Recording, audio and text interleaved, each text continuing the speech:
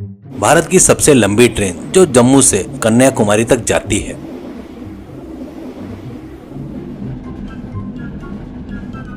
उसमें दामू नाम का एक व्यक्ति सबके लिए जान पहचान का था। दामू अपना जीवन ट्रेन में ही गुजारता है। वो एक फूड कार्ट चलाता था जिसमें वड़ा पाव, समोसा, केले, चिप्स, पानी की बोतलें सब एक ही जगह पर बेचता था और जो कोई मांगता था उसे बेचकर अपना जीवन चला रहा था।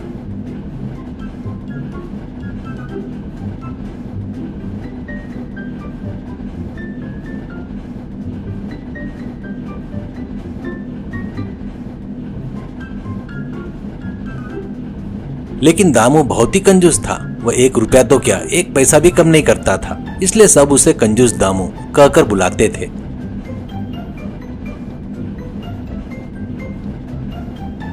दामू की बातें बहुत ही सख्त होती थी। यात्री उसे बहस करने के बजाय 1 रुपया देकर चीजें खरीद लेते थे।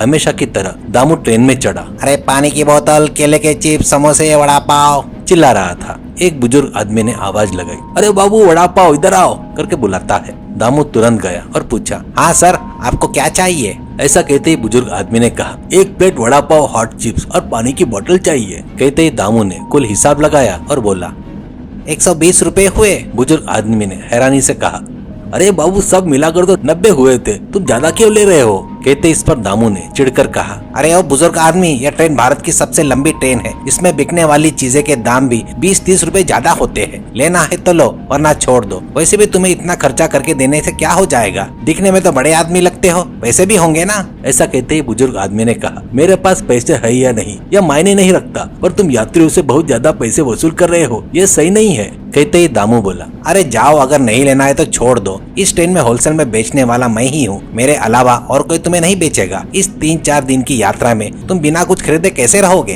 कहते ही इस पर बुजुर्ग आदमी थोड़ा शांत हो गया। उसने मन मारकर मांगे पैसे दे दिए और सामान ले लिया। दामू ने तुरंत कहा, यही सही तरीका है। देखो बड़े आदमी, तुम्हें भी जीना है और मुझे भी जीना है। तुमने दिए गए 20-30 रुपए से तुम्हारा क्या नुकसान होगा? ऐसा कहकर वो वहाँ से चला गया। बुजुर्ग आदमी के पास और कोई चारा नहीं था तो वो शांत रह गया। 2-3 कोच बढ़ने के बाद देवा नाम का एक 18 साल के लड़के ने दामू को रोका। दामू तुरंत पूछा, हाँ बाबू, क्या चाहिए, क्या खाओगे? कहते देवा ने कहा, भैया मुझे वो केले, चिप्स और एक पानी की बोतल चाहिए। कहते दामू ने कहा, ठीक है 30 रुपए दे दो। देवा ने तुरंत अपनी जेब देखी, उसमें केवल 20 रुपए थे। देवा ने कहा, अरे रहने दो भैया, अभी खाने का मन नहीं है, थोड़ी देर बाद देख लूंगा। ऐसा कहता है। दामू ने कहा, अरे यार, कोई काम धंधा नहीं है क्या? तुम बेचने वाले को रोक कर कहते हो कि बाद में लोगे, और उसे डांट कर चला गया। रात हुई। दामू एक जगह पर बैठकर वड़ा पाव खा रहा था। तभी दामू को कहीं से रोने की आवाज सुनाई दी। दामू ने जाकर देखा तो वो 18 साल का देवा रो रहा था। दामू ने तुरंत पूछा, ए भाई, क्यों रो रहा है, क्या हुआ? कहते देवा ने कहा, वो नहीं भैया, मेरी माँ अस्पताल में है और मैं उनसे मिलने जा रहा हूँ। जब ट्रेन में चढ़ा था तो मेरे पास पैसे थे, लेकिन पता नहीं क्या हुआ, पर्स गायब हो गया। जेब में सिर्फ 20 रुपए बचे हैं। मुझे खाए हुए बहुत देर हो गई, बहुत भूख लगी है और उतरने के बाद मुझे माँ के पास भी जाना है, पैसे भी नहीं है। मुझे कुछ समझ में नहीं आ रहा है भैया। ऐसा कहता है। यह सुनकर दामू का दिल पिघल जाता है। दामू ने तुरंत कहा, अरे छोटे बच्चे की तरह रोता क्यों है? अब क्या है, तुझे भूख लगी है ना? बस यही है ना? देख मेरे पास वड़ा पाव है। और उसने अपना बचा हुआ वड़ा पाव सारा खाना देवा को दे दिया। देवा ने तुरंत 2 निवाले खाए और बोला, यह मैं नहीं ले सकता भैया, मेरे पास आपको देने के लिए पैसे नहीं है। कहते ही दामू ने कहा, ठीक है यार, मैं ब्याज के साथ ले लूंगा, लेकिन पहले तुम खाओ। देवा शांत होकर खाने लगा।